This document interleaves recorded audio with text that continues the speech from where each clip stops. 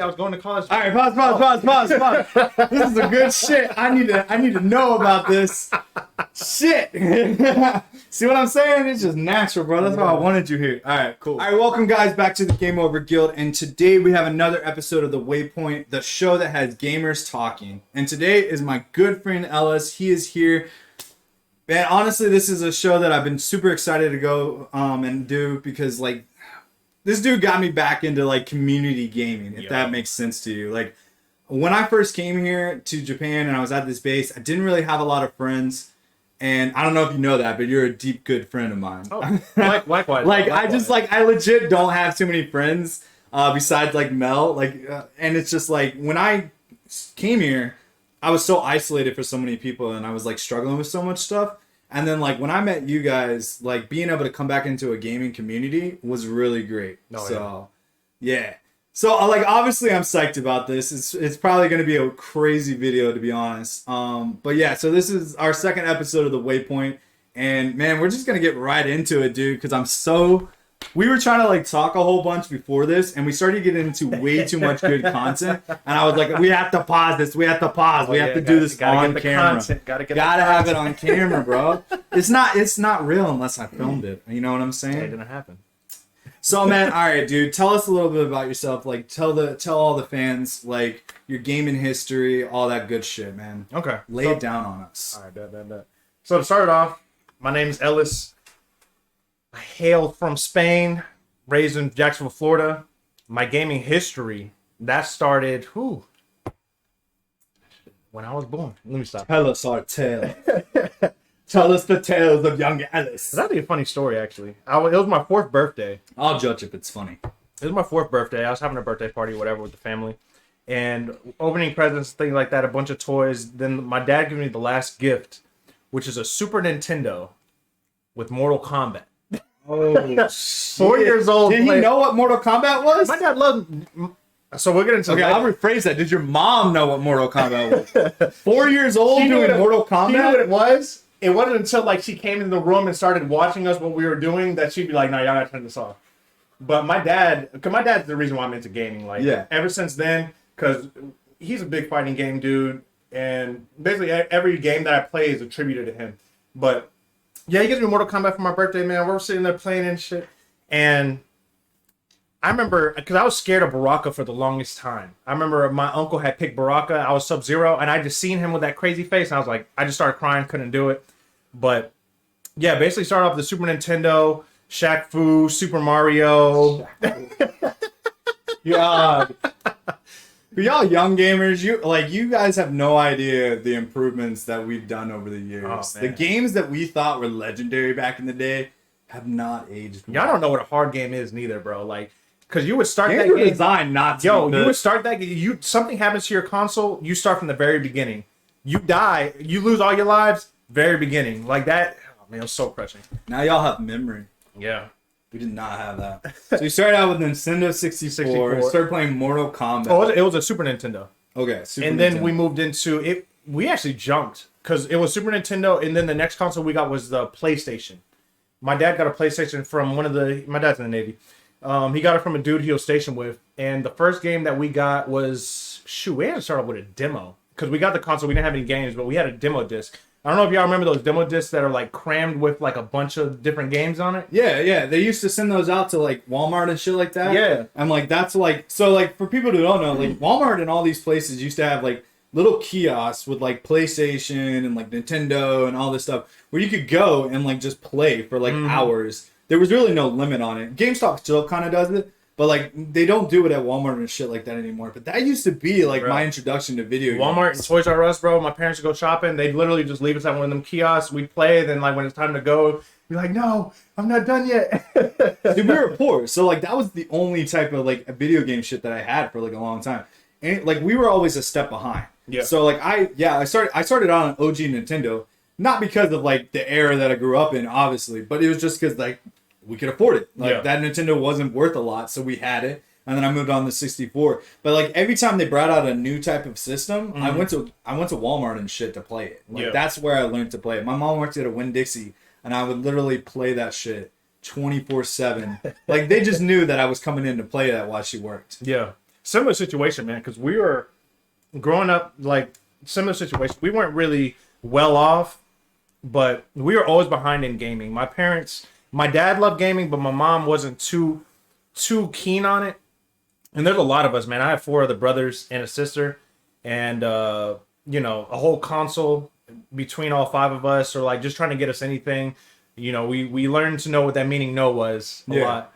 But see, I lucked out in that case because, like, technically I have 3 other siblings. Yeah. But they're so much older than me that I was like an only child. Mm-hmm. So when I asked for things, like, even though like we couldn't afford it most of the time if I got it, it was mine. Like, no one else. Like, my older sister Brittany, who was like pretty much closer to my age, she didn't have any interest in any of that stuff. So like, it was just me. Me. So I didn't really have to share much until the PlayStation 2, which I'll talk about later. But I don't want to talk about it because it's also a trivia question. So it's going to be something I'll talk about much later. Bet. But PlayStation came out, man. Like, I love that thing, bro. Like, Metal Gear Solid, Spyro, Tekken, Street Fighter. I'm big into fighting games, like all of them. Soul Calibur, Tekken, King of Fighters, Virtua Fighter, Dragon Ball Z. Ooh, because my dad loves anime as well.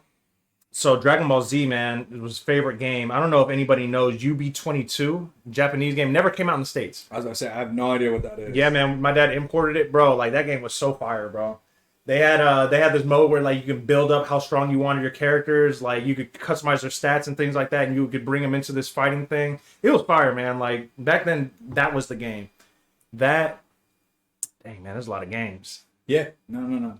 So I actually technically started out on a PC. Like, back when, you know, you bought the like CD-ROMs and shit and play games. So I started out with like technically like Pajama Sam. I don't know if you remember that game. Nah. So like it's kind of like a mix between educational and like so my parents grew up very Christian. I mean, like, Catholic fucking Christian. I couldn't even play like Magic or anything like that because they thought I was summoning the devil. I literally like had Magic cards. My best friend owned his uncle owned a comic book shop. And so I went there and he set me up with like this amazing Magic pack, and like I set it up and I was so excited. Stupidly told my mom about it. And I literally that night she threw him away and took me to the priest and was like, "He's summoning the devil." Yeah, that was my life. So every time that I was a nerd, like that shit was in secret. I watched Harry Potter. So ABC used to do this thing where it did ABC movies like every fucking Saturday. Yeah. So I would literally like set the TV up. My mom would be like tired from the second job that she was working, so she'd be upstairs asleep, and I would just be like in a blanket with the TV, like shit underneath the TV, having the antennas up, and like watching Harry Potter in secret because like she would kill me. She would think I was like summoning the devil. It was a similar situation because my mom is Muslim, and like she didn't really like, she was against like all that magic stuff. So like when it came to like Pokemon and like Yu-Gi-Oh, oh man, dude, like she was not with it. She was cool with Pokemon. I think that's because my mom just thought it was like cute little things. Yeah. So like it wasn't devil. Yeah. Yu-Gi-Oh, no, I couldn't play. Oh, she saw that as magic. I couldn't play Yu-Gi-Oh. Like, I lived most of that life playing with my friends that were allowed to do that shit, and then as soon as I went home, I would just pretend in my head because I wasn't able to actually like touch any of that. Yeah. When I finally got the console. Like, I got a 64, right? And I got an NES. And NES was pretty easy sell because most of that shit was pixelated. You know, it wasn't anything that my mom, like, really saw. But when I got the 64, that's when she was, like, starting to pay attention to what games I was playing. And I was, like, always, like, secretly hiding video games. Because my dad wasn't. You can see the 3D models a lot better. Bro, he would buy me all these games and then, like, be like, "Don't show your mom. She's going to watch this and be like, damn it." She's a lot cooler now. That's funny, bro. She doesn't care as much. That's exactly the same as us too, bro. My dad would literally get us something, and he'd be like whenever like a new Mortal Kombat or like a rated M-rated game. When he got us Grand Theft Auto, he would always play it in like. Bro, are you talking about OG Grand Theft Auto? Vice City. Dude, so the first Grand Theft Auto game I played was actually all right. So when like I said earlier, like when I got consoles, they were a step behind. Everyone was always way ahead of me. Yeah. So I would play like the newer consoles either at Walmart or like at my friend's house, but like I would always have like the older consoles. So when I got it, I was actually playing the original Grand Theft Auto, and that shit was wild.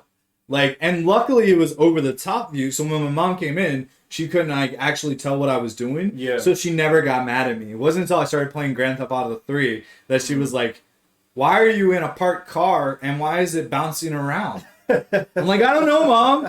It's hydraulics." Yeah, I didn't pick up a hooker. Yeah, Vice City was the first Grand Theft Auto I got. But that's jumping ahead.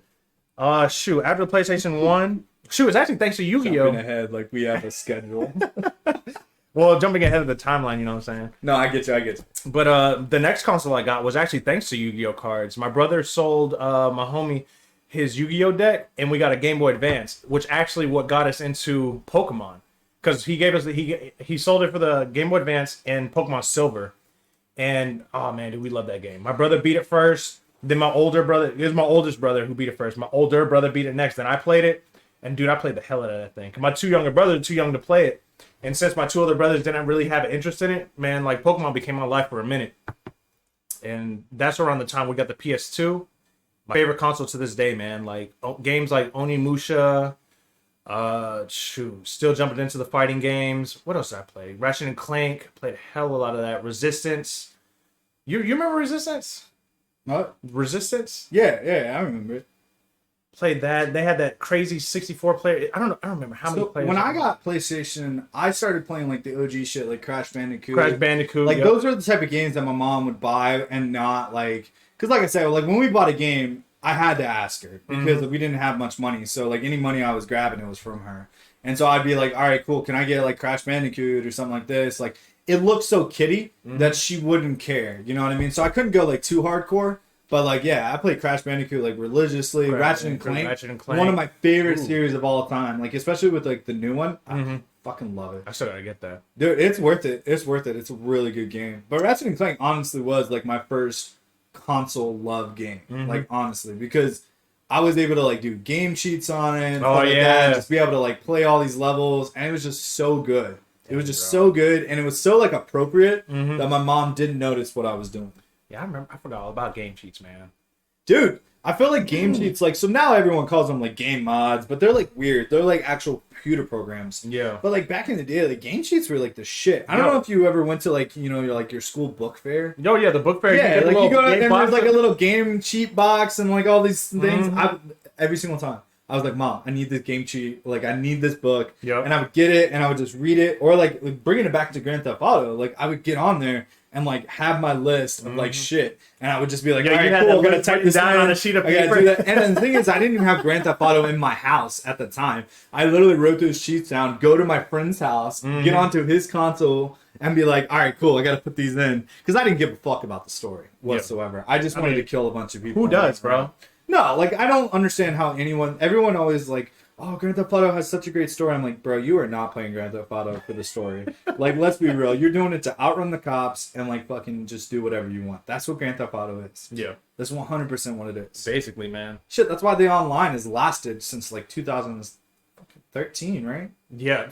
Dude, 2013. When we're not even getting a new one, we're getting an update. Yeah, I'm about to say, well, like, when you get a console reveal in Grand Theft Auto 5 is, like, it must be doing something right. Huge old game, but that's because of the online. The online basically just gives you. It's basically a real life simulator to do whatever the hell you want. Yeah, that's why they like it. That's why people just keep playing it. I personally think maybe we should do like another version, like do a Grand Theft Auto 6, but nah. Like the way game consoles and stuff are going nowadays, if a game's making money, it's not going anywhere. Oh, I mean, Elder Scrolls is still like the same shit. And they're not gonna. Oh shoot! They just said that the next one they're releasing, like they're still using like basically the same engine. That they've been another using. Elder Scroll, or like is it a DLC or like no? It's a new one. Oh shit! Yeah, I might get it. I haven't wanted to get it because like at this point, like so a lot of games they don't date well. I think a lot of us play a lot of old games for nostalgic reason, but like to be real, once you've gone into like 4K gaming and like all this shit, it's hard to go back. Dude, man. Why go back? I went back and I replayed Black Flag, right? Like way back then, and dude, the fact that I can't like fucking crouch on command pisses me off so much. Like, I never, like, obviously I didn't notice them when I was playing originally because, like, of course you couldn't do it back then. But, like, now that I can crouch on demand, not being able to crouch on demand fucking pisses me off. That quality of life, man, it definitely changes your perspective on old video games. Yo, so I just saw this actually earlier, and I know we're getting way off, but, like, so I just saw this earlier, and it was a news update. And it's basically talking about the next installment of Assassin's Creed. Yeah. And, like, so you know what they... Like, I want you to take a guess on what they reference what game you think they referenced when they were talking about the new Assassin's Creed. It's gonna shock you. Tsushima? No. It's gonna shock you what they're like basing it on. Because I seen an article for it. I didn't read it yet though. Because I seen Ubisoft is doing a bunch of crazy stuff. Nah, what's up? Fortnite.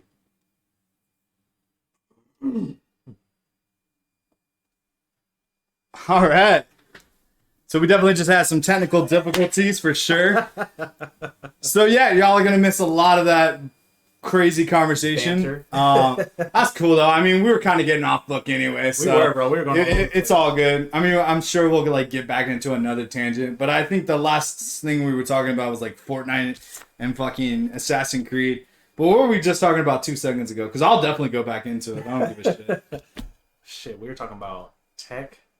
Oh yeah, we went on a whole tangent, guys, about tech. So I got the audio, so I may play that for you guys at the very end. But yeah, about 10 minutes, fucking dude. I gotta start looking at that shit. I got so caught up. Like, I know, normally, bro. I'm like looking at it, but like our conversation got like so caught up in that shit that I was like intently listening. I was like, whoa, what's going on? Yeah. Oh, bro.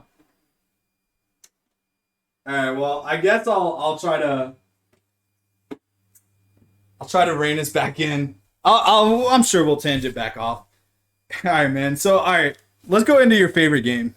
My favorite game right now? Well, shoot, you probably already know my favorite. I know, but they don't know. True. Let's hear it. So, shoot, man, Monster Hunter, man. I don't know what it is about that. I do know what it is about that game, man. Monster Hunter has been my favorite game for some years now, man. I remember the first time because the first one I played was Monster Hunter 2, and it came out on the PSP.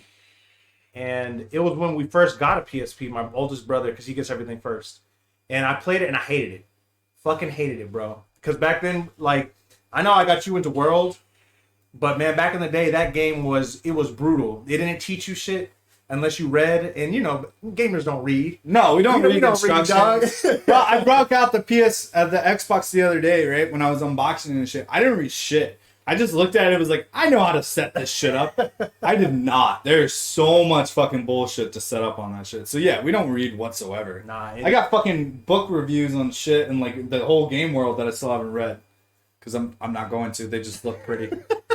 I got them. Like, you think I'm going to read that? Oh, I need to go and like look at this thing and like be able to see what's going on. No, I just fucking hooked it up. I'm not fucking reading. Yeah, man. So you don't read that game, man, because the premise of the game is real simple. You go out, you kill big monsters, you come back, you make cool weapons of armor with them, so then you can kill bigger, stronger monsters with that stuff. But there's so much. See, but no one ever told me that. No one ever told me like the true concept of Monster Hunter. Like, because obviously I skipped a lot of the generations. Mm-hmm. And then all of a sudden you came up and you were like talking to me, and you were like, dude, you got to play this. And I was like, I don't know, because like I had heard like so many shit reviews about it, and like it was just a game that like from a standpoint, like when you're looking at it, it does not look interesting whatsoever. And so I was like so skeptical to even play it. And then I'm really happy I did, because like I fucking love Monster Hunter. Obviously, I bought a bunch of shit for it. I'm obsessed with it, not as much as you, but like I am pretty obsessed with the game. I think it's really fun, and I think that concept of you get a quest, you go out and you hunt this monster. Mm-hmm. Is something that just works so perfectly with me, especially since I have a short brain span. Like, I can just go and like hunt this monster, come back, upgrade gear, and then go hunt another monster. Yep. And that's a huge appeal for me, especially nowadays. I like games like that. So, yeah, honestly, dude, if it wasn't for you, I probably would have never played that game. Shoot, man, I was surprised that so many of you guys started playing it, bro, because like I had just got back into it because I was previously stationed in Diego Garcia, remote island, no internet connection. So for a year straight, I wasn't able to game how I wanted to. When I came back, I got back into Monster Hunter. And Arias, I got him into it. And then, like, all you guys were super receptive to it. Then the whole section started playing again. See, I didn't even know that we had a crew. You know what I'm saying? Because I was like... I didn't either. I was so new to the section at that point. Like, I barely knew you. I knew Young.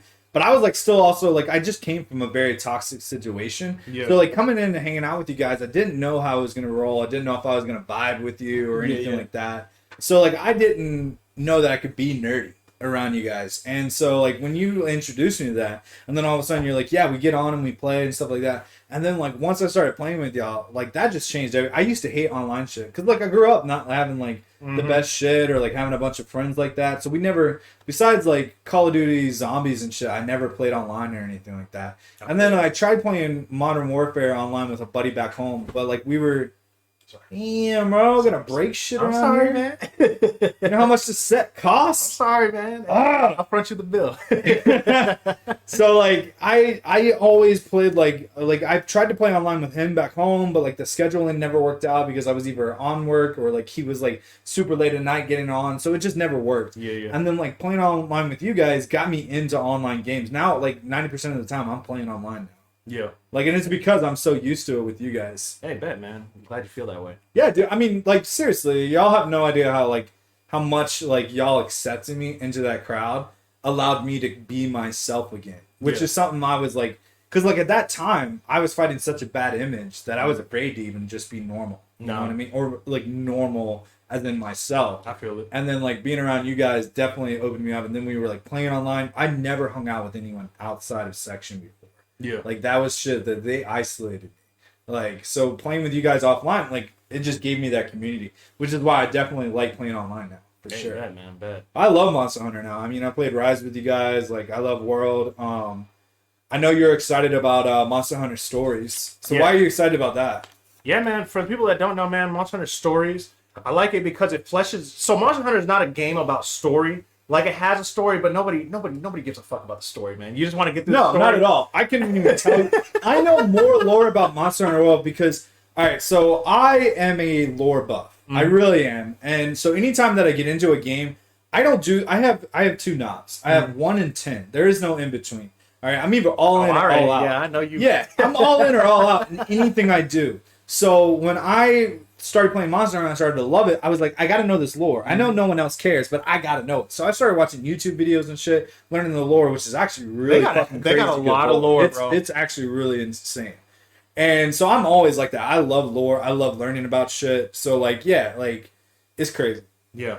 But so Monster Hunter has no story, but hella lore. And the thing about stories is that it really goes into more of the lore. It goes into so this new one, Monster Hunter Stories 2, it goes into like the different races. They got the Wyverians.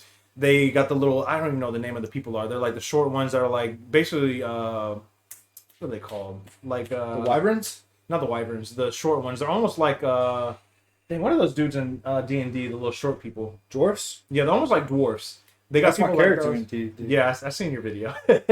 So yeah, but he doesn't seem to have bought it. Hey, Juan, buy Monster Hunter World. Because, like, we're all playing and you should play. Don't do me, bro.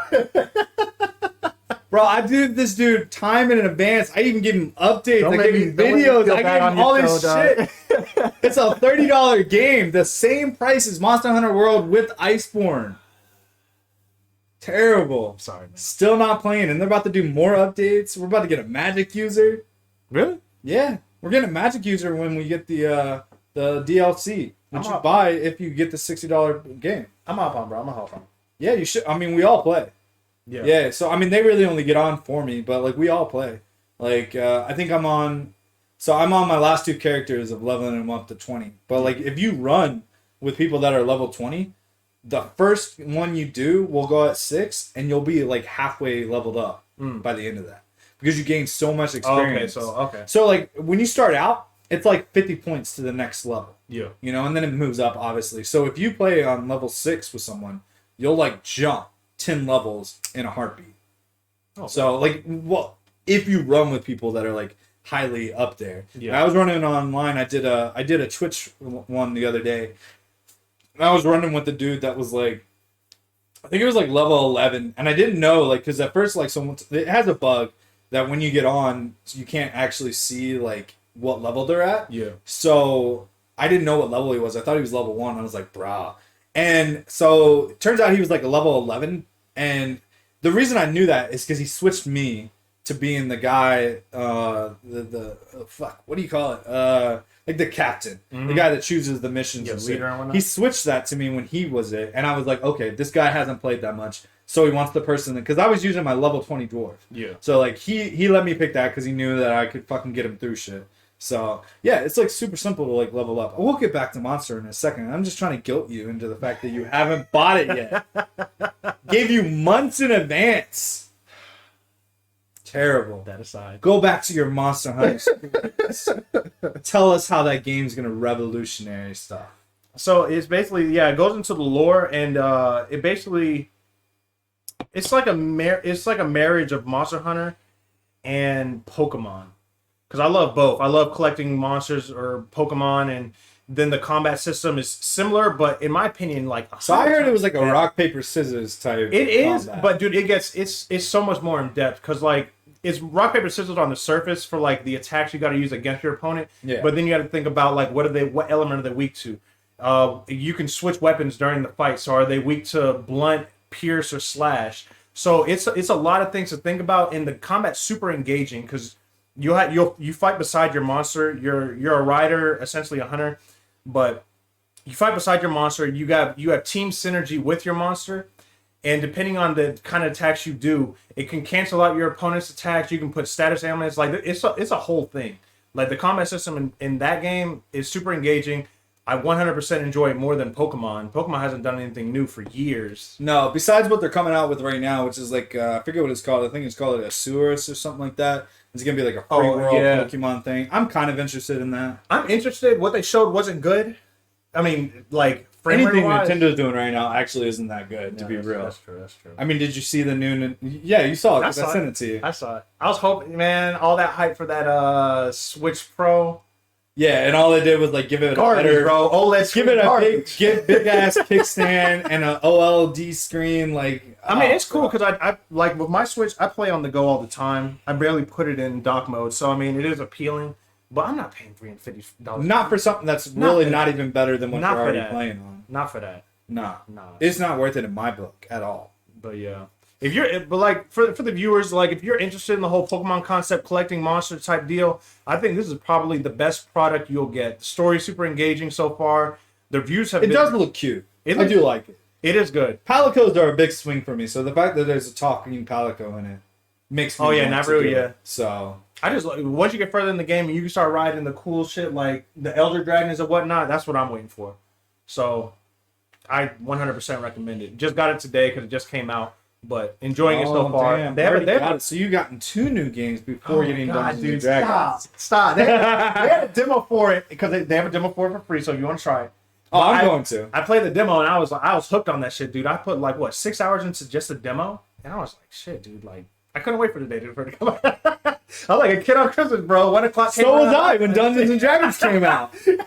I see how this friendship is. It's one-sided. I'm gonna just see myself out now.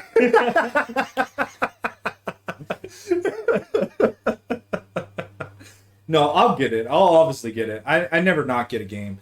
Oh, and there's PvP and co-op in it. Oh, well then yeah, I'm already fucking down. You know what I'm saying? I was never not down. It's just I've been like doing other games, so like, you know, like so when you're like making content and stuff, like you kind of got to like focus on a certain thing until you're all the way finished. But right now I'm doing run-throughs for Dungeons and Dragons. Which by the way is up here if you guys want to go watch those. It's step by step on how to get all the loot. But yeah, I'm doing that right now. So as soon as I get done with that and I've leveled up every character, then I'll move on to a different game. Because like the thing I like about Dungeons and Dragons right now is it's very easy to kind of like I've never gotten all the trophies. Yeah. And I am so close to getting all the trophies from this game, which is like crazy because I'm not even big into trophies, but the fact that I'm so close gets me excited. I'm like, yeah, I've never been to do this. Yeah, once because like the thing with like the PlayStation games, man, like the platinums, like platinum a game is so hard, and I get it, bro. Like since it's so easy, you're just like, yo, I can platinum this easy. I won't say the game's easy. I say the game is definitely difficult. But the cool thing is, all right, so I actually woke up to there is so much news today. Like this is such a crazy day to do this fucking interview because I know we're gonna get way off topic so many times. No, that's fine. So I woke up and there was a tweet from Dungeons and Dragons, and so here's the thing: a lot of people are giving a lot of shit to Dungeons and Dragons. I've made videos about it, ranting and raving. That one's also up here, and I've made a lot of fucking comments on the fact that people just trashed this game before they gave it a chance. And a lot of these guys were doing games like they were playing the 30 days before release. Yeah. And they had a day 1 update that 100% fixed a lot of that shit. But now we're getting another update. The next update is going to fix the aggro problem that a lot of people have a problem with. They have a problem with the UI and the monsters not like, you know, engaging enough. Which, by the way, if you get ganged up in this game, they will fucking murder you. Yeah. But like the problem is they don't react or stuff like that like a normal game. And so they're already going to fix that in the next update. So I'm looking forward to that because it's gonna change the way the game plays into the fact because like they're programmed to taunt you. Like you'll go up to you have to do it a lot to get it to aggro enough for them to taunt you, but they'll smack their ass. Like the goblins will smack their ass and make you want to fight them. It's actually really cool. I like it. So I am looking forward to the new update on it. I mean, you're gonna come into this game like with a whole bunch of updates. I'm never gonna let this go. You're gonna buy this game. I am. Yeah. It's not being let go. You owe me. Nah, I got you, bro. I got you. But yeah, Monster Hunter is my favorite game so far. Because I'm kind of like you, man. Like, I know you're making content for games and things like that, so it's hard to like branch off and. It is. It is really hard. I tried to keep it diverse, but the truth is like, I have to stay true to what I love, and that's like the most organic way to do it. Like, because like otherwise you start like if I try to do a game that I don't love, you can hear it in my voice. I'm just like so. I played Biomutant. I tried to love it. I really did. I really did. And you could just tell, like, even from, like, the viewership on it, you could tell, like I'm just not into it as much as I should be, and I'm trying to be. And I never want to lie to people, you know what I mean? Like, I'm always going to give my honest opinions. That shit's not good. I don't do reviews, but I do, like, my honest opinion on whether or not I personally like it. So for the 1,000 people in the world that are exactly like me, they know, oh, I shouldn't get Biomutant because I don't like it. But, like...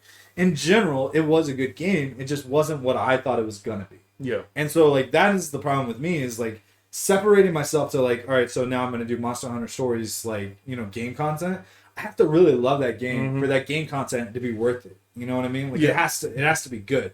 And that's why, like, so I'm playing Ghost of Tsushima still, and, like, I don't make any content for that. And that's because it is a game that I love, but it's not a game where I'm like, I gotta play it again. You know what I mean? Like, I gotta do more. Unlike like other games that I'm doing that I'm like, oh, dude, I need to do this. I need to do that. So wherever the creative juices are going, that's usually where I stay. Whatever resonates with you. Yeah, whatever gets the shit flowing. I feel that one. Then I'm like, oh yeah, I'm gonna fucking play this. I'm gonna be on this shit 24/7. Because when I find a game I like, man, I like to stick with it. Like when I buy a game and I like it, that's the only thing I'm gonna be playing. Yeah, and I mean that's like a way a lot of people are. Like a lot of content creators spread themselves pretty thin, and I think it works. It does. Like people still come to them for like reviews and shit like that. But like when you're doing like Twitch and shit like that, like the reason people stick to like one game is because that one game is something that like if you're passionate about it, people notice. Oh yeah. You know, so like I could definitely do videos for other games. Old games. I just got Game Pass on Xbox, so I can go back and like play a bunch of old ass. I heard the Game Pass on Xbox is really actually good. It's pretty great. It's really real. Dungeons and Dragons is actually free on it. Really? Yeah, it's wild. So like it does have a lot of games. I do like it, but like so I was playing Halo the other day, like Halo 5, and I just couldn't get into it. I was like, yo, what the fuck is this? You know? And no one was on the online servers, so I couldn't do like multiplayer. So I was just like, this is fucking boring. Yeah. And like I'm so excited for the Infinite, you know, Halo Infinite and all that shit. But it's like I have to be passionate about it, otherwise I don't give a fuck. Yeah. You know, 1 or 10. There's no in between. Yeah. And you can tell, you can 100% tell that I don't give a fuck. Because because I used to come to you because I knew you had Biomutant because I was on the fence about it. Because when it was coming out, I didn't know what type of game it was. It had very great build up. Yeah, it did. It did. It did. And it started out strong. It was a 40-minute tutorial though. That's what threw me off right immediately. Like, cause when I finally got done with that mission, I was doing a live stream during it, and when I finally got done with it, I was like, "Wait a second, this is a tutorial, what?" And I was just like, "All right, that was stupid." Yeah. But like the main problem with that game is like there's not much to do. It's an open world kung fu, you know, action type game, but there's nothing to do besides the main story. Like it says it's open world, but there's nothing out in the world. There's no monsters or anything. Like it's just empty. And like they plan to fix it, but I think right now, yeah, it's not worth it. It's not worth your time. And especially when we have so many other games. Like we're at the age, well, like it used to be where we had like years before a new game would come out and like be really good that we'd all be obsessed with. Nowadays, you got like a month. Man. You got like a month, maybe a couple weeks to like beat out a game. And like so, especially when you do content like this. Like, you gotta be on top of that shit. So, like, I had, like, luckily nothing major has come out since Dungeons and Dragons, so I'm able to do a lot of content on it. Yeah. But, like, yeah, if another major game was going out, I'd already have to be moving on, you know? And it's hard to, like, some of these games are really hard to, like, because when you talk about a game, you want to have played it all the way through. Yeah. And that's hard to do, like especially with Biome. That took me forever to beat because it was just such a drag. Yeah. And then the other games came out, and I was like, I want to play this. Just getting through it, and like knowing that in the back of your head you don't really like this. Yeah, exactly. It just makes terrible content. Like you gotta love it. No, I 100% agree, man. I'm definitely a one person, one game type of thing. I definitely play other games, but like right now, the game I'm obsessed with, which is why I haven't been on Monster Hunter Rise. I do apologize for that, but like the reason I haven't been is just because Dungeons and Dragons has got my attention. I know it sucks sometimes. Like it has some very big. I've noticed the bugs, but I don't know. Like I've talked with Daisy and our group and all that shit, and we play it and we notice the bugs. But it doesn't throw us enough to where we're like, fuck this game. Yeah. Like, we continue to play it because it's just so much fun. Yeah. You know? And then it's like, okay, so it's kind of got the loot base of, like, Monster Hunter. You know what I mean? Like, you're basically going in, you're doing these higher difficulties so you can get better loot, better armor, to then go back and do it all over again. Yeah. And, like, that is, like, so that's why I know you'll love it. Because it's got that Monster Hunter draw. Okay. So, that's why I really, like, I keep pushing it, but I know you're going to love it. Okay. You can't play it alone, though. It is ridiculously hard to do alone at the very beginning. Okay. When you're level 1, you can't fight anything but level 1. And even level 1, while you're level 1, will kick your fucking ass. But as soon as you level it up, I can go to level 20 and play on 6 by myself, run it all the way through. It's still hard. Yeah. But like I can do it by myself at this point. It's kind of like in Monster Hunter. You know, like you can't really take on higher rank shit by yourself until you have that armor. And that's pretty much what happens. Yeah. So I definitely think you're gonna love it. Yeah, I don't mind a challenge, man. I love me some Dark Souls and some other hard games. You just want me to beat you over the head with it for a while before you finally do it. This is just gonna turn into a full video of me ranting and raving about how you haven't bought it yet. Terrible. I'm sorry, man. I'm sorry. All right, man. So like, why did you stick with the PlayStation? Because obviously, as we got older, the console war like. So, obviously, I'll go ahead and say this. The reason we stuck with PlayStation at the very beginning, because it just outdid Xbox. Oh, 100%. For a long-ass time. But nowadays, we're at to this point where, like, consoles are definitely getting to the point where they're evenly matched. Neck and neck. There's really nothing that's really deterring, like, besides interfaces. There's really nothing, and I can speak from experience because I just got the Xbox. Yeah. There's really nothing fucking different. I thought there was going to be, like, a huge, like, difference in it. There really isn't. Just the interface. It's confusing as hell. But that's only because I'm used to PlayStation. Yeah. At the end of the day, I think it's preference, too. Because, like, when you think of Nintendo, PlayStation, and Xbox, it's more so what games you're accustomed to. Because if I would have never got into Nintendo the way I have, because PlayStation and Nintendo is where I'm at. Yeah. We only get stuck with PlayStation because that's all my dad cared about. Because he was the one buying it. He wasn't even for us, bro. Well, back in the day, it was more diverse. You know what I'm saying? Like PlayStation had more exclusive games. Oh yeah. And like Xbox wasn't doing these type of games. PlayStation got more exclusive. Well, now it's getting a little more where everything. Developers are starting to get to this point where they're just making everything for everyone. Yeah. So you got PC, Xbox, and PlayStation, where there's only very few limited exclusives that are on each console. Now, of course, that's going to grow as Xbox now just bought a whole bunch of game developers. Oh, yeah. So, like, honestly, at this point, I feel like there is no real console war anymore. Like, everything is kind of just built to be the same. Yeah, I'm 100% waiting for Xbox. I'm waiting to see what they do with all those developers they bought. Because... Yeah, hopefully it's good, because, I mean, otherwise I bought a $300. I mean, $300 honestly isn't that bad. I love that I'm at the point in my life where I can say that, but, like, yeah, I mean, I grew up, like, barely having a console. Yeah. So, like, being able to, like, that's why I'm such a techie. I'll bring us back into tech right now. I'm a techie mainly because I didn't have all that shit. Like, this shit, Same. Even though, like, for most people, this is, like, a standard now. You know what I mean? Like having the Razer keyboard or the Razer mouse or like, you know, like the PlayStation or the Xbox or having the latest edition or having all this technology. Like this is just a standard for the younger generation. But for when I was growing up and, you know, when we were growing up, like this stuff wasn't like the norm. It was like if you had it, it was prestige. And you just honored that console like crazy. And now the reason like I couldn't afford if I had a Game Boy Advance, everyone else already had like the DS and whatnot. Yeah, like you know, they had the new shit. So like now I only buy all this shit. I enjoy it, but I buy all this extra tech now because I want to be at that level. I want to be with everyone else when they're doing all this shit. I feel you, bro. Like that's literally the only reason because I can't be left behind anymore. I 100% agree, man. That's kind of how I feel with phones, man. Like I love getting the latest tech. One thing you don't know about me, dog, I'm a huge phone gamer now. I think the Navy's done it. No, I've heard about like a couple times when you're talking about I've never gotten into like phone games. I don't know why. I'm big into, so I like phone games only because like I like the RPGs on there. I don't really like care too much for like the the pickup game, whatever. I like to play games where I can like build, like compete online and things like that. I play a lot of like just standing post, man. Like when you're on post and there's nothing to do, pull out your phone. Probably shouldn't say that. Whatever. No, okay, yeah. For quick reference, we work security. Mm-hmm. Anyway, we're not gonna go too deep into that, but yeah, Dude, that got me, like boredom got me into like phone games, bro. No, for real. I've always kind of liked them. I used to play like Angry Birds and stuff like that, but like so nowadays like phone games are kind of getting crazy. Like so I've tried playing. So I don't think you know yet, but like I'm like, trying to get into Magic the Gathering, and so I've got a whole deck set over there, and like I've been trying to play. Obviously, I don't have anyone to play with, but like I've been trying to learn it and shit. So I downloaded the mobile app so that way I could play. That shit runs at such a high fucking level. Oh yeah, like it's a console game. Yo, legit. It runs so high level that it kills my battery even when it's not being engaged. Yeah, and so like I deleted it.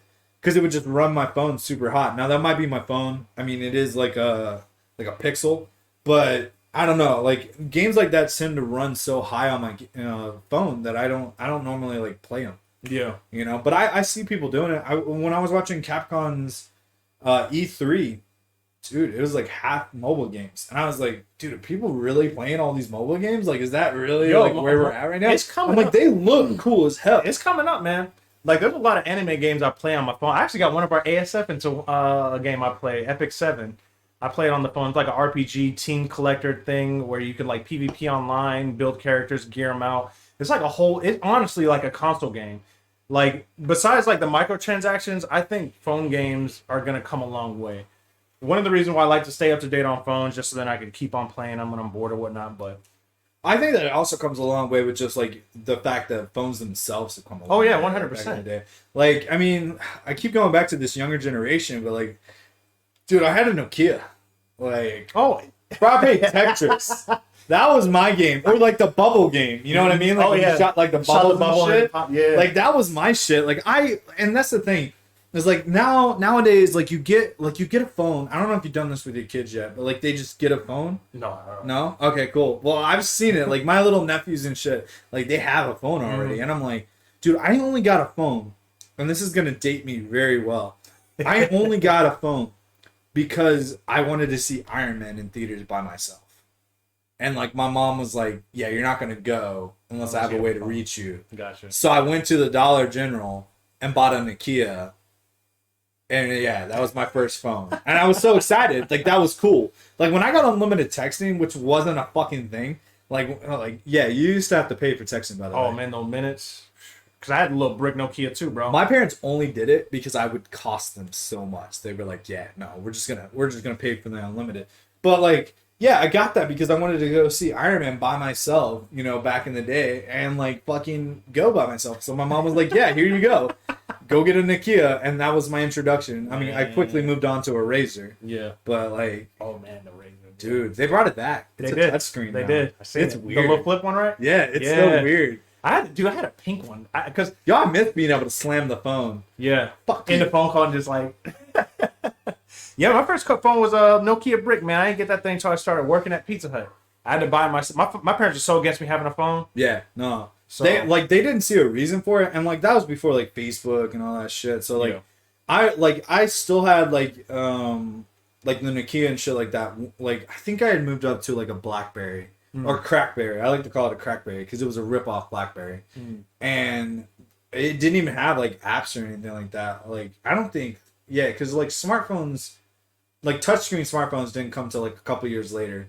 Where they were like mainstream, like they were still like thousands and like they're still thousands of dollars now, but there wasn't like a pay by plan. Yeah, they were straight up. You had to pay like almost $2,000 just for one. Man, if you knew somebody at school with a touch phone, bro, you knew their parents were balling. Dude, some people like tried to play it off because they would have like their old iPad Touch, like little fucking shit, and they would pretend it's a fucking regular one, so they would just hook it to the Wi-Fi. Bro, that was me, bro. I got an iPod Touch from Christmas one, and dude, I used it because I downloaded like a little phone app.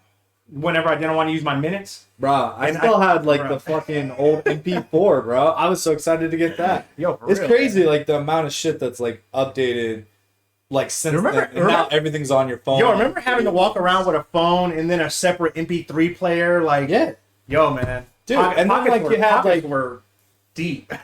I was watching a video the other day too, and I'll bring it back to video games with this, because I was watching it on the PSP. The PSP blew my mind back in the day. Bro, it was way ahead of its time, bro. That was a full-on... It had the interface of the PlayStation 3. It had everything. It was so ahead of its time. And, like, I still think it's better than the Nintendo Switch. 100%. Dude, I think it was very badly developed. The fact that they got rid of the PS Vita... Oh, bro. Like, you know, they destroyed the stores for it now. I know. Like, I just watched the video. They're going to keep on the PlayStation 3 store, but, like, they destroyed the Vita store. I was so mad, bro. The PSP, the PS Vita, favorite consoles probably to this day, man. If I can get my hands on a PSP, you hack one of them bad boys, it is the best gaming system. We would play God of War, like like me and my buddy Antonio would play God of War while we were in like class or something like that, and it was so ahead of its time because like even though like you got the Nintendo Switch now, which is like I still feel like it's crazy to think, but like when you look at it, like I look at the Nintendo Switch and I compare it to like modern day gen. Huge difference. Huge. But when you had the PSP, and I'm talking about back then, you could take that, look at the graphics, and then look at the PlayStation 3. They were almost identical. Similar, bro. Like, it was a very fine line of, like, whether or not you could tell the difference. And not only that, it was customizable. You can customize the background, put a theme over it. You could download music, movies, videos.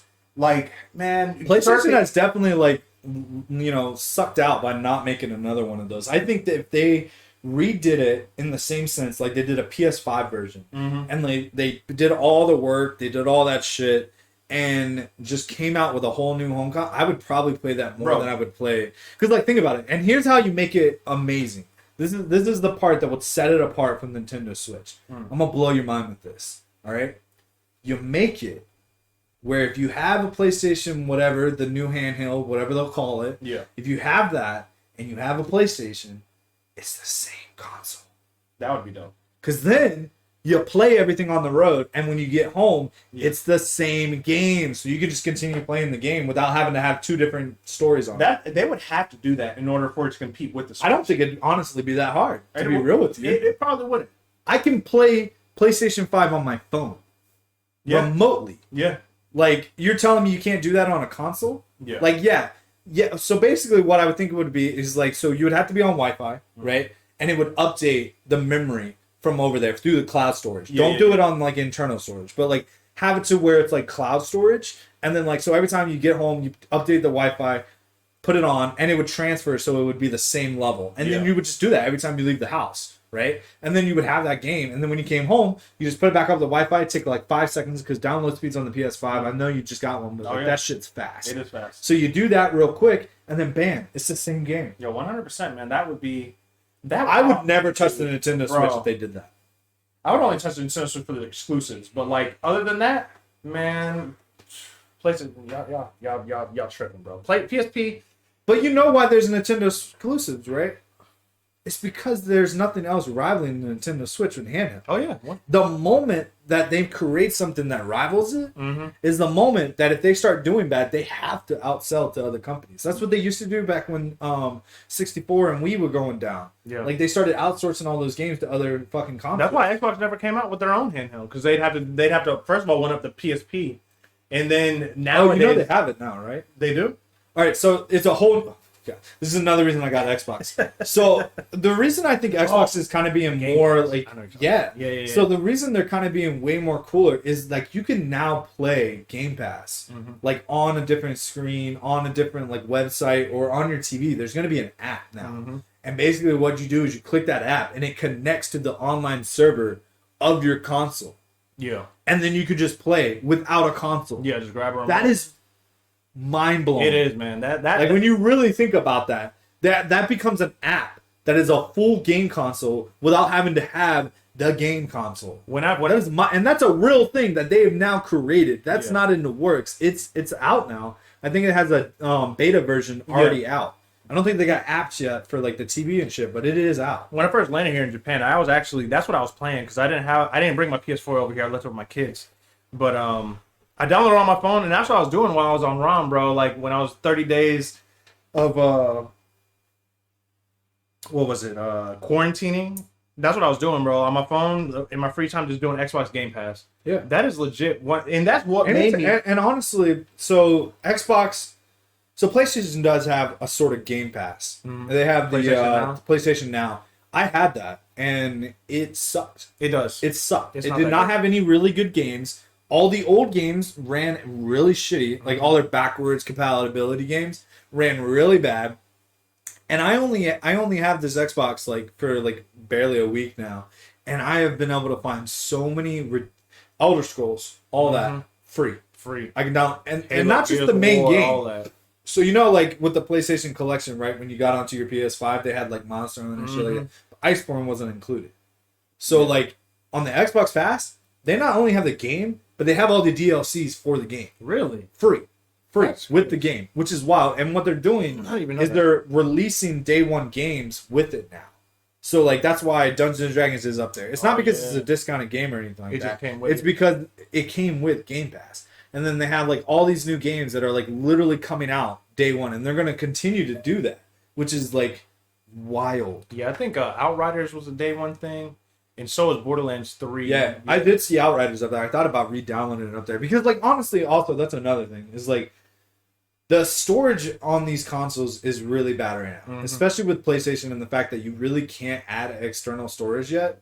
And like when you with PlayStation you can now. So they have an update to where you can now use that, but it doesn't work perfectly because like the terabytes and the extra storage that you buy, it doesn't run as fast. So it will work, but it's not going to run as fast. But the actual internal storage, they don't have it out yet because it's not fully updated, and it's supposed to be like 6 terabytes or whatever that you can buy. You can screw it in. I actually opened mine up to go look at it because I cleaned it the other day. Yeah. Make sure you're cleaning it, by the way. And so like you can actually like install it at some point, but with Xbox, you can do that right now. Right now, I can buy a memory card for like 3 terabytes and just stick it into the back of the console. There's a port back there, to expand the storage, and so that's kind of also why I got it because with the PlayStation, I'm running out of limited storage. Right now, games that are like, both consoles. Hey, get it on here. Plus with Game Pass, which is really cool.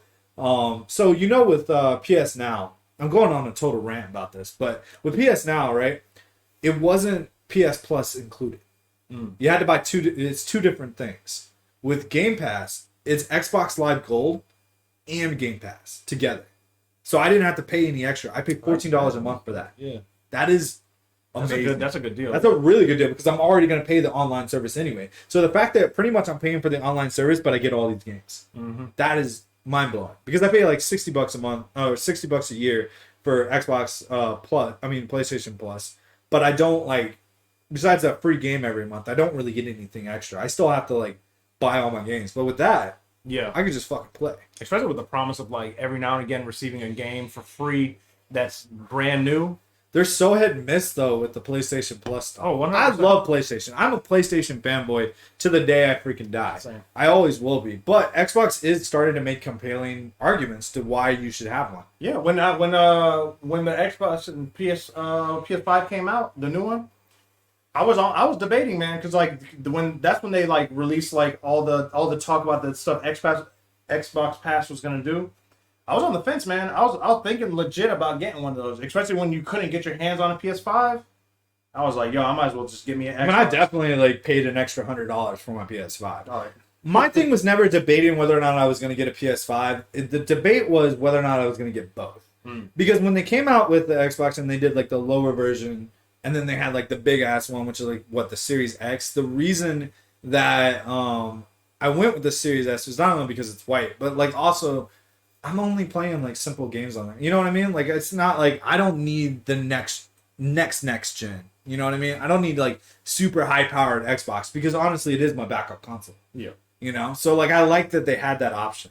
You know? Like it would have been cool if like the $300 version was still the same as the other one. Yeah. But I don't mind it. Like it softened the blow when I bought it because I was like, Yeah, I'll get that. Plus, I knew no one else was gonna want it, so like that's why I knew it was still gonna be there. I actually got really sad because when you texted me that, I went there and I looked on the big thing to see if it was there. They weren't. Oh, really? And then I walked around the corner and I still saw them. I was like, oh! I wasn't even sure I was buying it yet. I just grabbed it because I didn't want anyone else to take it. I get it, dog. I was like, I have to have this. But yeah, man, like Xbox, I am curious to see what they do in the future. Like they're definitely. I think they're definitely being more innovating than PlayStation has been. Yeah, for sure. Yeah, yeah. But like, I don't know, PlayStation, it had such a rocky start with the PlayStation 5. Like, so with the Xbox X, right, and the PlayStation 5, there's more controversy with the PlayStation 5 than there is the Xbox X. Like, even though it's still hard to get your hands on one, there's way more controversy with like bugs. So Returnal, right? Returnal came out to like, was it just PlayStation? I think it was just PlayStation. Yeah. So Returnal had a lot of problems because the game is supposed to be like a Dark Souls-ish type game. That's what I was playing. Returnal. Yeah, I love that game. Is good. Okay, so like like you can't like get out of the game once you start playing, right? Like, yeah, you have to because you can't like pretty much basically you have to play through it. So the game developers actually advised people. They're actually being sued right now. PlayStation is being sued because what they did. Haha, my lights out. Anyway, PlayStation actually is getting sued because the developers for Returnal basically said, "Hey, put your game on rest mode, like put your PlayStation on rest mode. Save that shit, yeah, yeah, and then come back to it." Well, the problem is PlayStation 5 on rest mode fucks your PlayStation 5 up like dramatically. So they're like games were getting fucked up and they were getting sued because the game developers told them to do it. I got you. So, like a lot of people always go about like, why are there warning labels? It's because of that. Like warning labels are there because someone stupid did something stupid and they have to put those warning labels out because if there's not a warning label on it, they're in the right to sue. Cause I seen that shit about the PS5, like the rest mode was tearing up people's PS5. So like I just turn my shit off. Like when I'm not there, absolutely. I turn it off. No. The rest mode will absolutely fuck up your PlayStation. Like you can't do it. That's wild, bro. No, it is. And that's why like I don't know. It's so controversial. I don't know how the lawsuit will go, but there's a lot of people. It's kind of like Cyberpunk 77, how they got sued. You can't even buy that on PlayStation. Like unless you already had it. I got my refund. I know you got your money back, but like now it's not even on the store. Like you can't buy it. Yeah, and that's like crazy. I just think it's crazy that like they went through because like when developers they release a game, they have to go through the whole testing process with PlayStation before they even release it.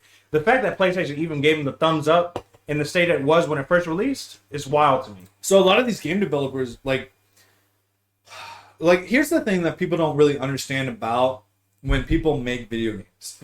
These games have been ready to come out.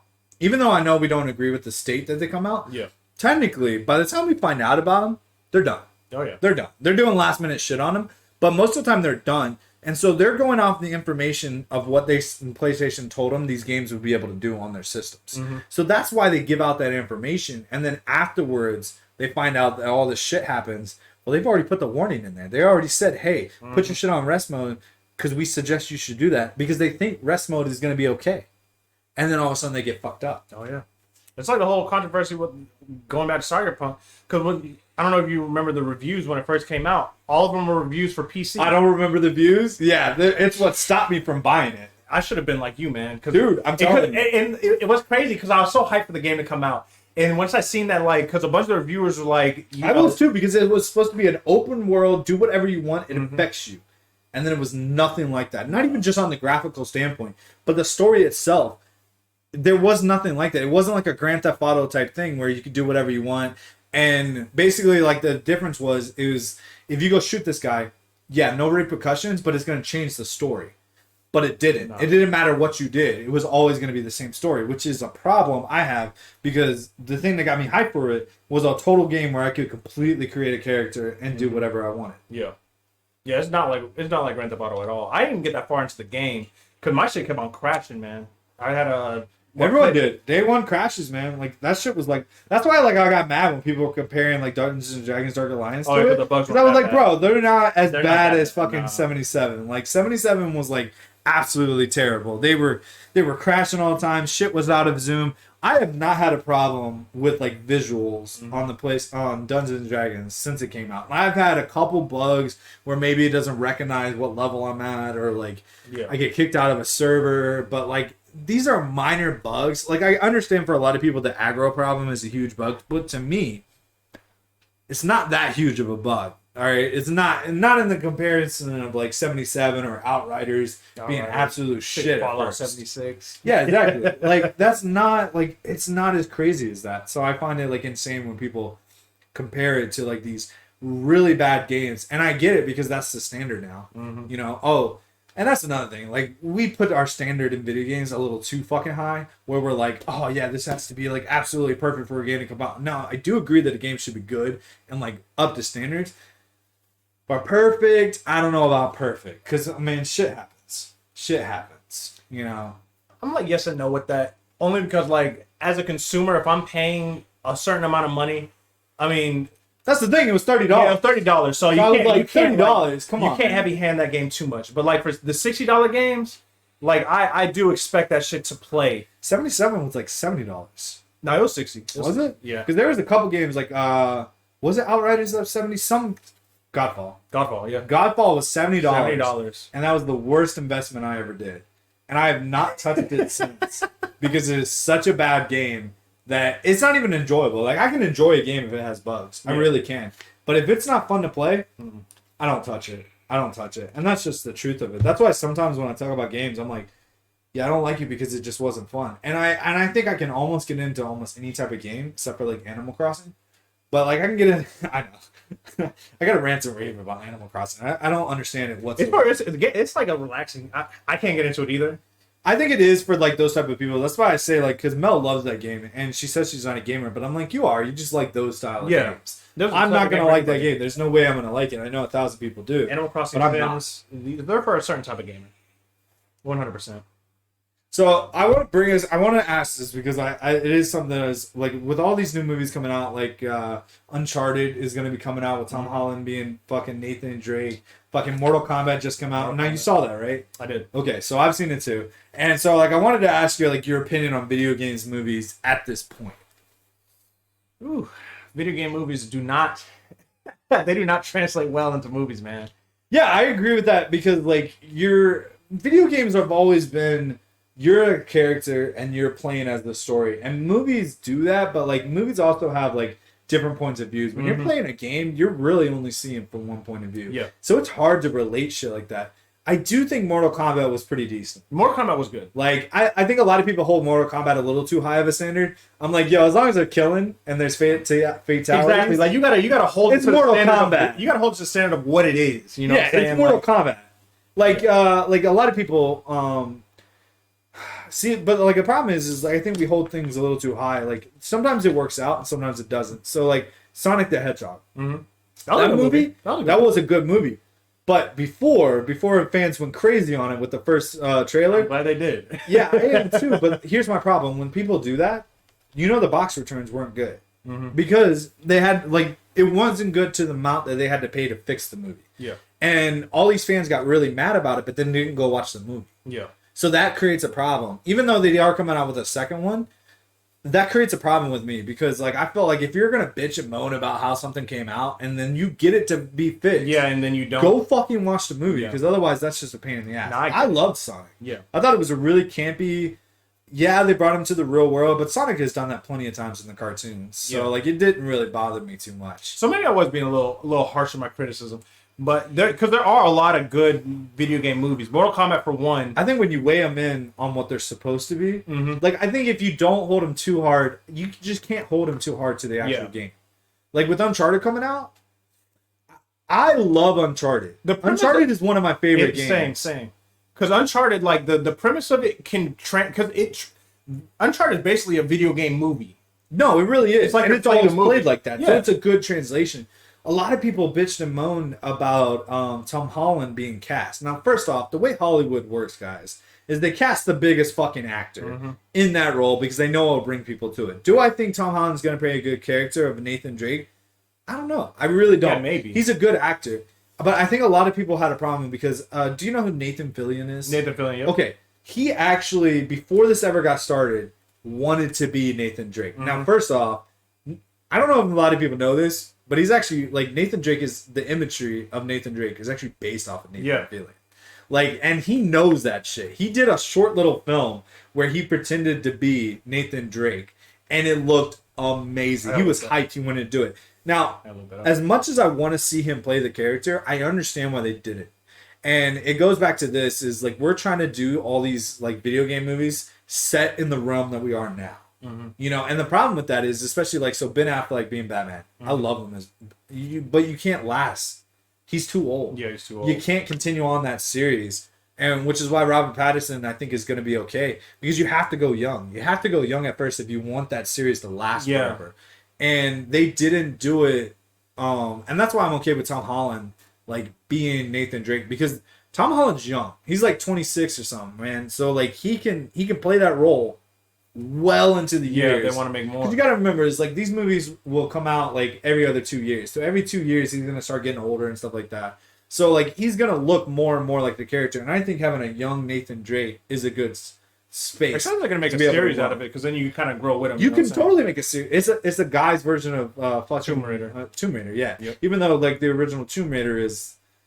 You know, a guy's fantasy of exactly like that shit. You know, Tomb Raider is a guy's Tomb Raider. I mean, it's definitely it's migrated from back in the day, obviously, because you know she had big tits and all that shit. I think the Angelina Jolie Tomb Raider is probably the closest to the original, and that's just because it was a way to get guys into puzzles and shit like that, and like Tomb Raider because you had big titties, you know, like it just that's what it was. And so, like, Nathan Drake put in the story of it. I've always loved the story of Nathan Drake. And I think it's good that they're starting out young. Because, like, so one of my favorite movies is John Wick. Ooh. But I honestly don't want to see any more of the old John Wick. And I know that's controversial, but it's because John Wick now is older. He's beaten. He's, you know, he lost the love of his life. And, like, those three movies are literally days apart. Yeah. And although I love him and I think he's awesome like that, and I think it's a good story, but I think after this next one, I would be okay with an origin story. Because like the origin, because he's like so renowned, but you want to see like what he got renowned for. I want to see how he got there because like who he was at the because like he is. People are only fearing him for what he used to do. I'd love to see that Baba Yaga fucking like. I literally was watching a clip last night and was like, I have to watch John Wick now. And so I rewatched it, and I love the first one because you don't know that he's like this badass. Yeah. All right. And so while we do see him do a lot of bad things, you also see time, like very much affect him in the movie to where he's slower. He's not as. I would love to see the young John Wick that was like just. Yeah. Person walks in and he just straight up murders him. Like you can see a lot of restraint because he's older. He's found love, so he doesn't like. There's a woman in the movie I was watching it last night. It was the first time I noticed this. He doesn't shoot her. And, like, from the way people talk about him, like, the way he used to be, he would have. Yeah. He would have 100% shot her right then and there without thinking about it. And I think that's a really cool origin story to go back and look for, especially since you see that he's, like, a Russian... Like, he's actually Russian, and he was adopted by that family and bred to be the best assassin in the world. So, like, that is just a cool story that I would love to see. So I'm okay with, like, these movie characters and video game characters being younger so that way we can build a story instead of like because Nathan Fillion would have been great, but like dude, he's like pushing 60. Yeah, like I hope I'm not insulting him, but I think he's like in his 50s at this point, you know. But like honestly, there's not really too many more movies that we can do with Nathan Fillion in that story. So doing a younger version of Nathan Drake is something I look forward to, and I think Tom Holland is a decent enough actor. When you say it like that, I definitely agree. 100%. Yeah, because I think he'll grow into the role. I think they do a green. So that's the problem. They try to do these young actors as the older version of them. You know, no. Like, take it. I want to see the younger version. I want to see it. So I look forward to the Batman movie. Yeah. Because it's going to be a younger, unprofessional, like, Batman. And those stories are always great to me because we already know he's the greatest detective. We already know he can strike fear. But, like, going back, like, one of my favorite animated movies is Batman Year One. And that's because, like, you see all that shit. Like, you see him the first time he goes out, and he's just got a ski mask on. He's like, why aren't people afraid of me?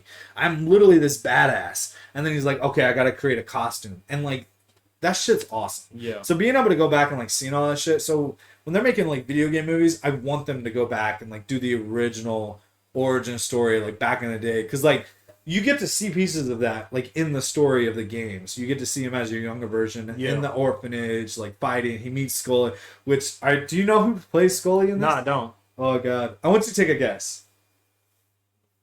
He's a big Hollywood actor.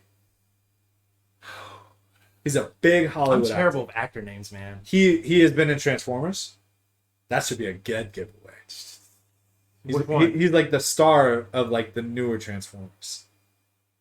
Like, after Shia LaBeouf.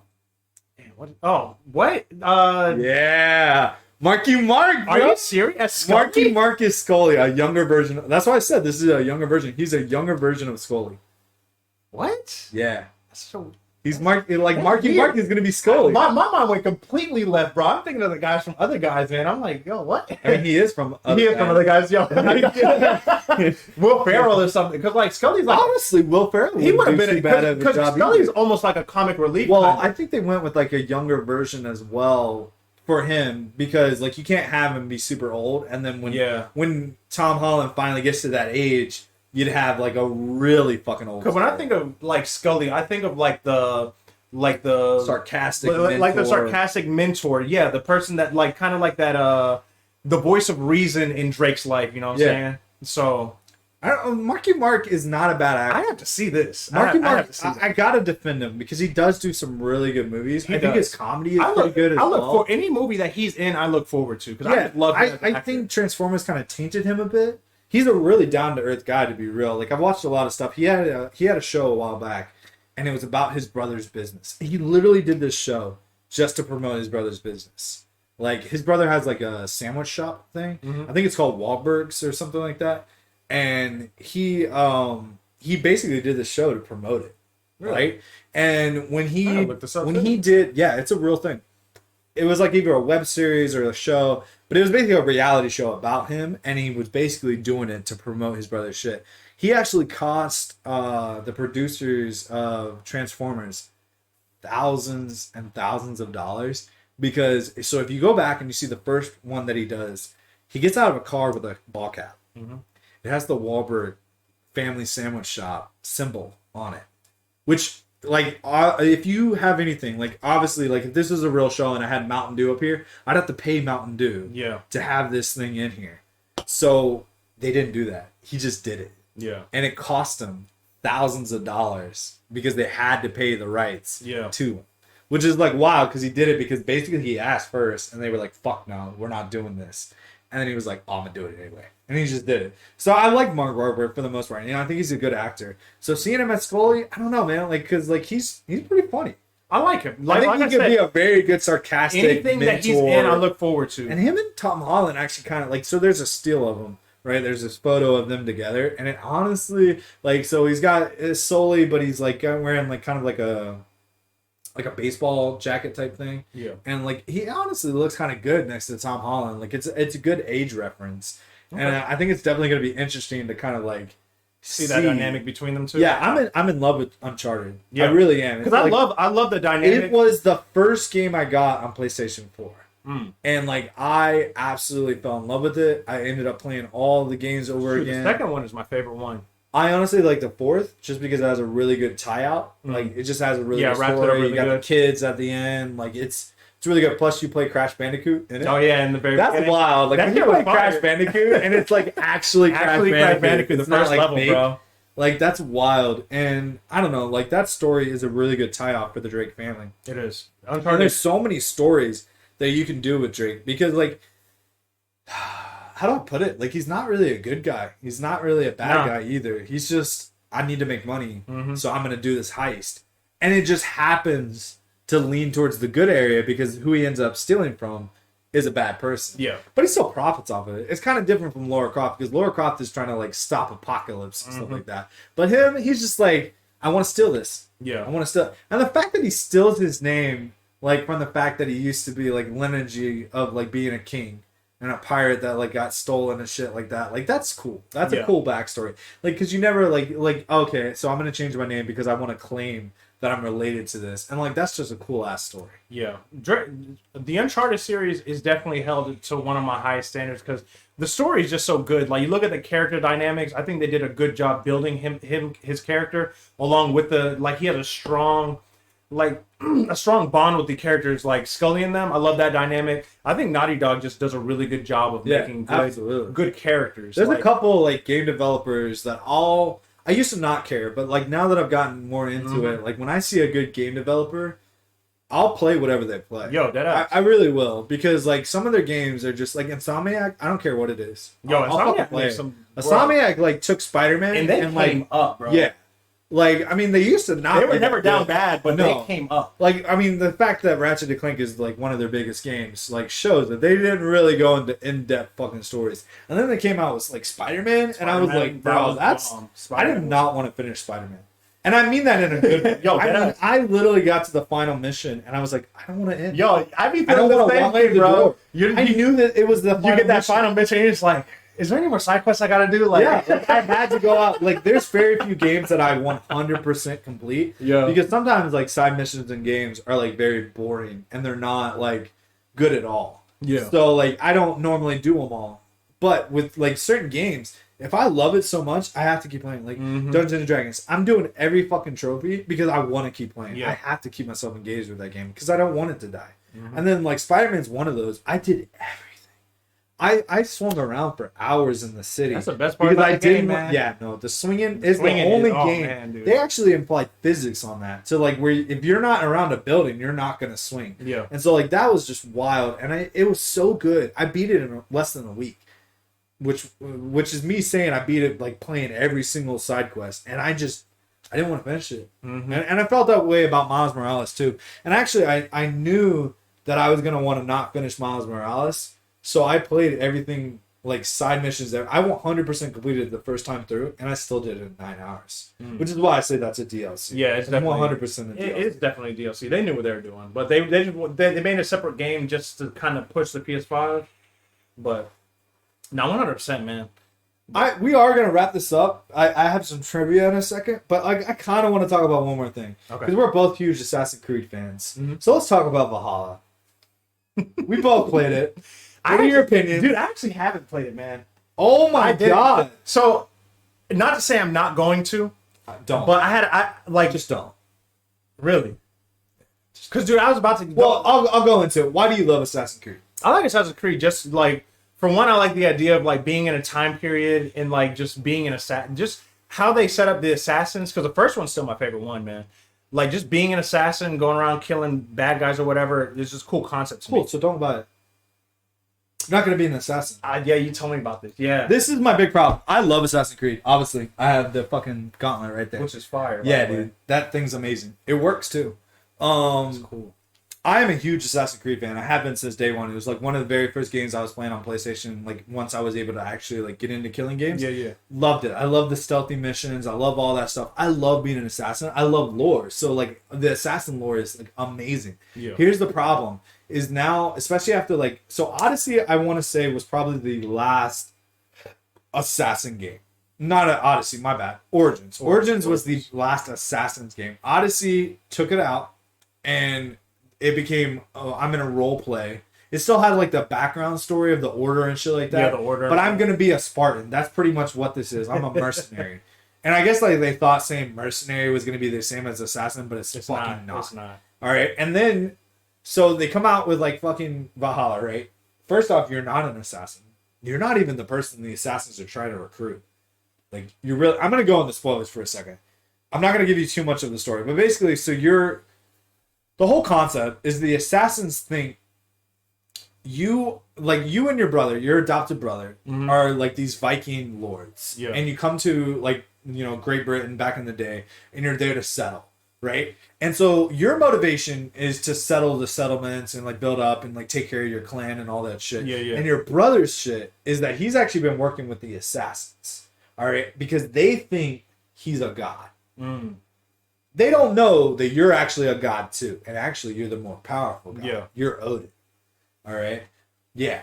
So like it has a premise, and it's actually like a pretty decent story for the most part. But the problem is the reason I say don't buy it if you like being an assassin, because you're not an assassin. You do learn how to assassinate, but you don't ever need to use it. It's never it is straight up combat. The story itself, like basically the mission is. You're going to go to these settlements. You're going to, like, talk to these people that are in this thing, and you want to make them your partner. Yeah. All right. So then you get asked, okay, well, we'll join you if you help us take down these people. And you take them down. One of them happens to be a member of the order. All right.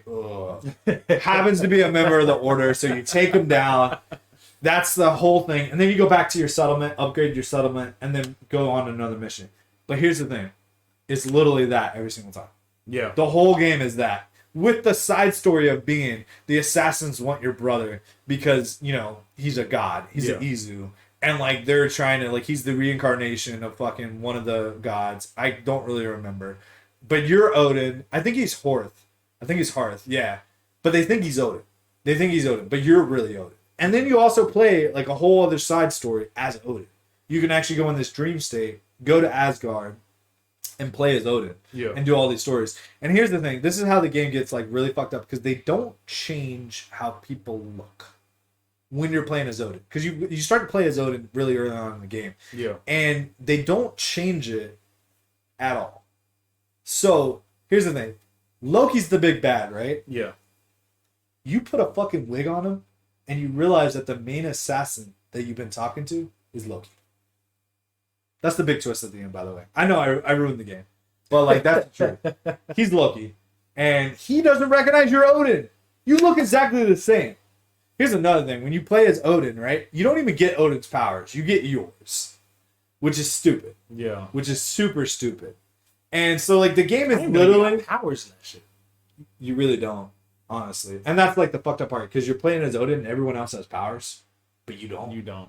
It's really stupid. You do get like certain powers, but there's no like real assassination in it. It's not an assassin game anymore. Yeah. Like what it is basically a Viking role playing, which is cool. I'm down for it. I really am. But if you're gonna have an Assassin's Creed game, it has to have assassinations in it. It has to have a backstory that you're trying to like figure this out. Yeah. The outside world doesn't matter anymore. The apocalypse already happened. Like, everyone's dying. That's what I heard, man. Like, it doesn't matter. You don't have to play it whatsoever. Like, the whole assassination thing just takes a whole back seat. Because I know you have, like, different skill trees. There's no assassinations. There really isn't. Like, yeah, you can sneak around and assassinate, but it doesn't benefit you at all. Yeah, see, that's... You can literally fight them as a Viking and still get the same story. There's no mission where if you get seen, you're back. No, dude, just go hide for a second and you're fine. There's no assassination missions, like, or anything like that. That's wild. So if you want to play as an assassin, it sucks. I got you. The last true assassin game, and I'm gonna get flack for this, was Syndicate. Ooh, Syndicate. Nice. It really was. Even though you had that whole little side thing of like creating your gangs and shit, there were still assassin missions where if you got spotted, you lost. Yeah. All right, those were like actual assassin games. It had an actual assassin story. It had all this shit. Yeah, and assassination still took like a front seat rather than a back seat. Yeah, exactly. But now. It's mainly because they like finished the story, so now they're just slapping the name on it, so it's not good anymore. Yeah, they should have just called it something different. Yeah, as a standalone game, it's okay, but if you look at it as an Assassin's Creed game, it's fucking terrible. Absolutely, I got you. I had to rant about that. No, I get it. I know we both love Assassin's Creed because who was it? Fraser was talking it up, man. Like he was, but I think that's because Fraser likes just games that he can play. Yeah. He's not like super invested in he's not a lore based gamer. He's just a gamer as in I'm gonna play a game, beat it, and then move on. Yeah. But like we're lore based. Like if it isn't like if we love a franchise and it's not to the standard it should be, it's fucking terrible. Absolutely. Alright.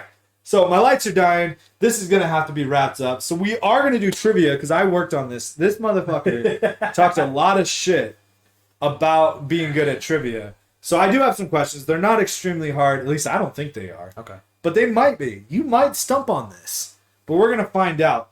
The prize at the end of this may be Konos. Maybe.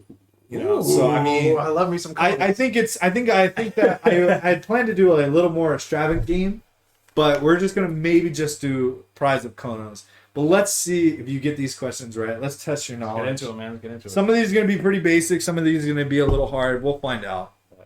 So the first one is kind of going back to Mortal Kombat. We're going to go, what year did the Mortal Kombat movie come out?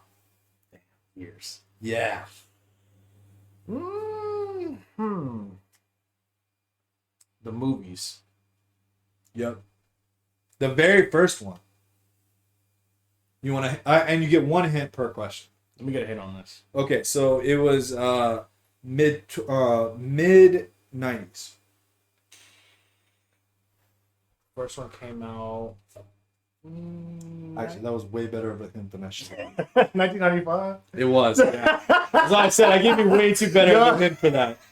I literally gave you the answer. You did, bro. You did. Although if I hadn't said anything, you probably still wouldn't have fucking got it. My guess was about to be 1993. Yeah, so it came out in 1995. Yeah. Yeah, 1993 was the guess I was gonna go with. But. Like I said, like not only is it gonna be hard, but I don't know. I might stump you on a couple of these. All right. So what was the first successful? Not the first, but the first successful first-person shooter game. The first successful Halo. No. The first. Wow. I'm thinking way too far ahead. Yeah, you are. Wow. Fucking went straight for Halo. That was nowhere near. Call of Duty came out before Halo, bro. It did. No, what's it called? I'll give you a hint. Doom. Oh. Damn, that was good. I was about to give you a hint and say it came out on PC first. Yeah, I know it's Doom. It was definitely Doom. So there were a couple. There was like Maze Runners and shit like that were like first-person shooter, but they weren't successful. Yeah. So the very first successful one was Doom. Yeah. So all right, this is gonna lead it into another year question, and it's gonna be about Doom. So what year did Doom come out? I'm gonna need a hint on that. Nothing too crazy though. A hint? It's around the same time the Mortal Kombat movie came out. So in that area. Okay. Doom. And I'll give you a better hint on that. It was definitely before. So you got 5 years to choose from. And it's better than 10. You're right. It's better than 10. 1992. Ooh, I'll give you a half point for that because it's 1993. Damn, I knew I should have said that. Okay. Definitely super close. Yeah, that's shit. That's before. Yeah, right when I was born. All right, so you're 2.5 so far. Not bad. All right, man. We're gonna go into there's a lot of year questions because I knew if I asked you like general questions, you were just gonna pull them out your ass. So I wanted to be a little tricky with the years and stuff like that. Okay. So what year did Grand Theft Auto come out? The very first one. Damn, I ain't played the first one. We're still in the 90s. Yeah, I know. That one came out, I want to say 98. Is that your final answer? Yeah. Ooh, another half point. 1997. Damn. You were okay. I'll give you the full point if you can guess the month. You're not gonna lose anything if you get this wrong. I'm gonna give you the full point if you guess the month. I want to say February. Ooh, way off. October 97. October. All right. Not doing too bad. When did the PlayStation release? OG 99? No. Rethink that answer. Think about games that are already out. Rethink that answer. The PlayStation 1. Not 2. See, people tend to forget about the PlayStation 1. For real. It's been a minute, dog. Damn, let me recall. It has been a minute. We were very young. All right, 10-second timer. 10, 9, 8, 90. 7, 6. Damn, my math is bad. 94. Oh, snap! You fucking got it. Jesus, that was... You guessed that, though. No, I didn't. No, you're like... Because the PS2 came out 5 years after, so... Yeah, exactly. Damn, that was good. I do quick math real quick. This will be a little more in your realm. What year did Monster Hunter come out? The very first. The very first one? Now, I pulled this question because you are a Monster Hunter. 2009. All right, I'll give you a second chance. You're in the realm. You're just a little too high. 2007. Is that your final answer? I hate you, man. Is that your final answer? Let me think. 10-second timer. 10, 9, 8, 7. I'm gonna say 2006. Oh. 5, 4, 3, 2005. 2. Oh, okay, you get a half point. It's 1994. I shouldn't even give you a half point, though. That's not a half point. Oh, not my bad. It's 2004. 2004. I was reading the question. Yeah, I started with the second one, man. I never. Yeah, bro. So I wanted to ask that because I was like, oh, I wonder if I'll know it. Yeah, no, I didn't play the first one. So yeah, 2004 was when it came out. It actually came out in Japan first, and then released finally out in the States in 2004. Yeah. So, all right. All right. So this is something I wanted to talk about earlier, but I didn't because it was going to give this trivia question away. It is about the PlayStation 2. Okay. So what component did the PlayStation 2 have that made it stand out from every other console at its time? They could play online? I want you to think about it. Something was really popping during this time. Something was really popping, starting to get a lot of traction, and the PlayStation 2 was the first one to implement it. And nowadays, and this is even more of a hint, it's something that's so... They can play DVDs. Blu-ray. There we go. So we showing up use that shit, bro. Dude, I didn't even know that. I'm just fitting shit up. Yeah, when I bought that, I did not know it played DVDs. And when I found out, I went and got a fucking 3D movie like instantly and was like, dude, we stayed playing movies on that motherfucker. Dude, yeah. Now it's like it's so normal to think of like Blu-ray players attached with the consoles and shit like that. But like back then, that was like a brand new thing. Like that was crazy because like. DVD players back then were still like $150. Like they were not cheap. So having that with your PlayStation was like, oh yeah, that was money. No other console had that. Not even Xbox. That's literally why the original Xbox didn't sell as well as the PlayStation 2, because it didn't have a DVD player. Yeah, they had better games actually. The original Xbox had better games. That's debatable. Oh, well, we're not going to debate it. But sales-wise, it did better on, like, games. Yeah. But, like, the console itself sold better. PlayStation 2 sold better because of the DVD player. That makes sense. Appealed to non-gamers. Because you could have that. A parent could watch movies, and a kid could play video games. So it was a huge, huge pull. Great home console. All right. Yeah, final question, man. Final question. This is a big one, dude. So... I don't know if you're gonna get this. All right, you ready for this one? This is for the money. All right, you ready? Let's go. All right. Why haven't you bought D&D Dark Alliance? Okay, so I do. That's a legit question. Okay, legit question. Legit reason. So, because when that game came out, I got super into Destiny 2, and shit, I still kind of am, bro. I just got done buying all the DLC for it. And you know Destiny, man. Like I don't know, you play Destiny, right? Yeah. It's consumes you, bro. Like there's so, and I haven't played in such a long time. There's so much shit to do, bro. And I get fixated on one game. Monster Story is the only thing that pulled me out of it. But I don't know. I didn't want to buy it and then have to juggle. You know what I'm saying? No, I get it. So basically, like this game just came out in a bad time for me. It's bad timing. After me hyping it up. I know, man. It's just bad timing, man. If I wasn't doing nothing else, I'd 100% get it day one, and I would be playing it. But like right now, because right now I'm thinking about it, I'm just like, shit, I got all these objectives I got to do in Destiny, but Monster Hunter, man, is right there, and it's like, so that's me, bro. Because I told you, because it does fit the kind of game. Yeah, like, it definitely building fits a character, looting, and all that stuff. It fits what I want to play. It's just bad timing, man. No, I get it. I just wanted to jab at you. I jabbed at you the whole video. I was gonna try not to, and then jab you at the very end. But I ended up jabbing you the whole time. So I'll get you to get it at some point for sure. Because like, especially when the updates come out, I think it's gonna be a lot of fun. It's gonna plus with you playing again, it gives me a reason to replay everything all over again, which is what I love. Anyway. Yeah. So yeah, that was it. I'm definitely gonna have to like. You did pretty good for the trivia. I mean, you struggled a bit. I shouldn't have given you too many hints. Yeah, but years, man, years.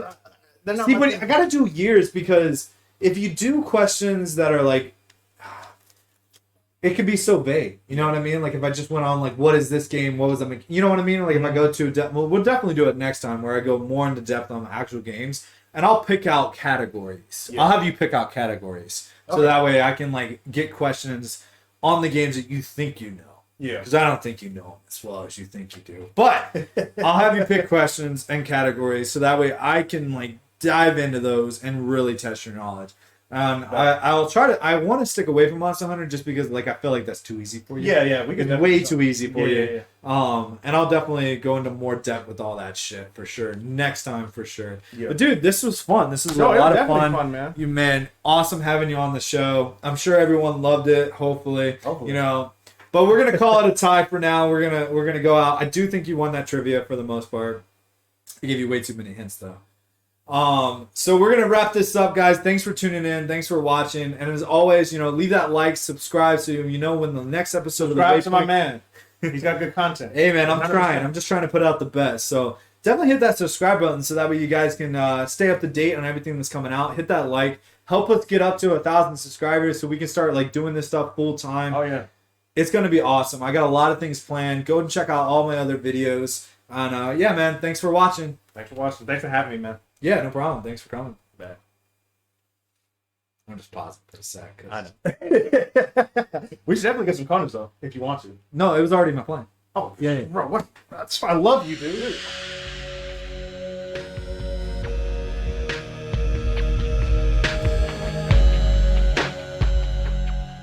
Cool. All right, looking at the camera. Did that legacy? Look how quickly that.